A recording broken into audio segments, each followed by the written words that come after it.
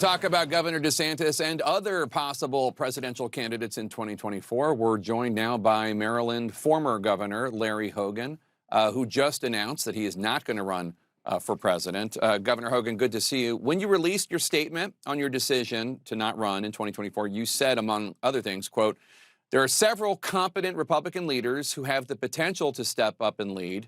You also criticized, quote, "many in the Republican Party who falsely believe that the best way to reach these voters, MAGA voters, is through more angry, performative politics." So that's two distinct groups of 2024 candidates. I'm wondering which group you think Governor DeSantis is in. Well, I don't want to characterize where Governor DeSantis is, but I think, there are certainly people that are focused on, trying to drive a message that they think will be helpful in a Republican primary that I'm not sure is the right way to try to appeal to a general election, swing voters that we've been doing a terrible job of reaching, and the folks that I've been focused on for the past 8 years. Your reasoning for not running in 2024 is you want to move on from Trump. You want the party to move on from Trump, and you believe the bigger the GOP field, the better the chances that Trump has of winning the nomination. The multi-car pileup you referred to in 2016. Former Arkansas Governor Asa Hutchinson is also weighing a 2024 run. He seems to take a different view than you. Take a listen.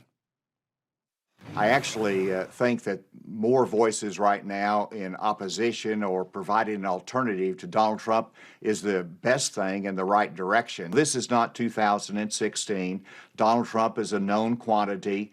He makes his message of revenge clear.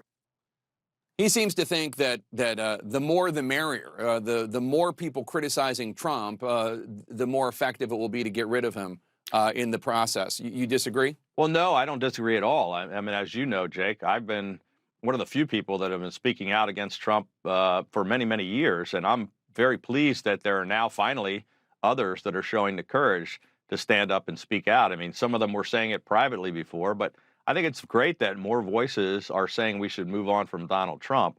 I just don't think they all need to be candidates for president, and we can.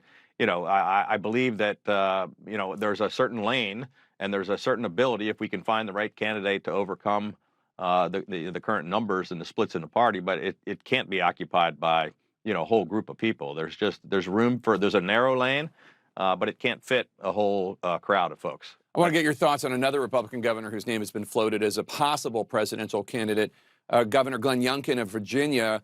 Unlike DeSantis, he does not appear to be as well positioned to threaten Trump's hold on the non-college Republicans who have been most receptive to Trump's style. Do you think he should follow your lead and refrain from running so as to avoid this multi-car pileup, or would you like to see him run? Well, I think everybody needs to make that decision for themselves. And, the multi-car pileup was only one of the many reasons. I mean, I really gave it a lot of serious consideration, and some of it was personal, just left it all on the field. 8 years of being one of the most successful governors in the country. It was about whether I wanted to put my family through a grueling campaign, but part of it was, I really wanted to put the best interests of the party and the country ahead of my own personal interests. But each of the potential candidates has a right to, if they believe they've got what it takes, then they ought to give serious consideration to running.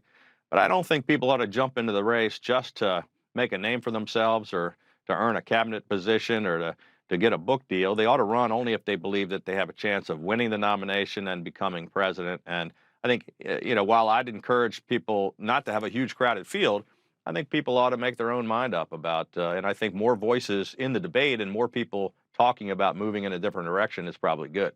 Meanwhile, Axios is reporting that Trump is strongly considering picking a female running mate early, and his top pick is reportedly failed Arizona governor candidate Carrie Lake. Carrie Lake, of course, a notorious election denier, lied about a lot of things, including the election, but that's just one of them. Followed by, on Trump's list, Nikki Haley, Arkansas Governor Sarah Sanders, and South Dakota Governor Kristi Noem. What do you think of this idea of him picking a female vice presidential candidate and doing so early? Well, I don't know whether that's what he's considering or not, but it's certainly, not a bad idea to consider picking a woman. And I can see the logic behind picking somebody early, but having somebody like Carrie Lake would be an absolute disaster. I mean, it may actually help him solidify the MAGA base. But that would be Republicans would be losing every purple state and every competitive state across the country. It would be a disaster for the party. Well, perhaps they can bond over the fact that they both lost Arizona. Yeah. This weekend saw dueling speeches from Trump and DeSantis. Trump's message was, "I am your retribution." The message, who as of right now, according to polls, Ron DeSantis poses the biggest threat to Trump. He seems more focused on a strategic war on wokeism and for conservative values. Do you think that DeSantis might be a strong enough candidate with a strong enough message to deny Trump the nomination? Well, it's hard to tell. We're going to have to wait and see how this plays out. I mean, people have to get on the field and actually play the game, and we have to see what skills he has if he does get in the race. Right now, they're both trying to fight for that same slice of the MAGA base, which is a big chunk of the party, but there are an awful lot of people that still are willing to go in a different direction. And Jake, I would just say that usually a year out from the first primary, whoever all of us are talking about as the next potential guy rarely ever wins. So somebody we're not thinking about right now might have the opportunity to move up. And, I think everybody, Governor DeSantis certainly has a right to get out there and make the case he wants, and he's fighting for that Trump base. But I think it's far too early to, anoint a winner or to, have a coronation. Yeah, you're referring to former presidents Jeb Bush and Scott Walker and Tim Pawlenty on Earth 2 somewhere, perhaps. There's quite a few. Yeah, I mean, at this time in 2015, Jeb Bush was going to be the nominee, and Donald Trump was at less than 1%. So you just never know how this thing is going to play out. We've got to run the race. Former Maryland Governor Larry Hogan, good to see you. Thanks so much. Thank you.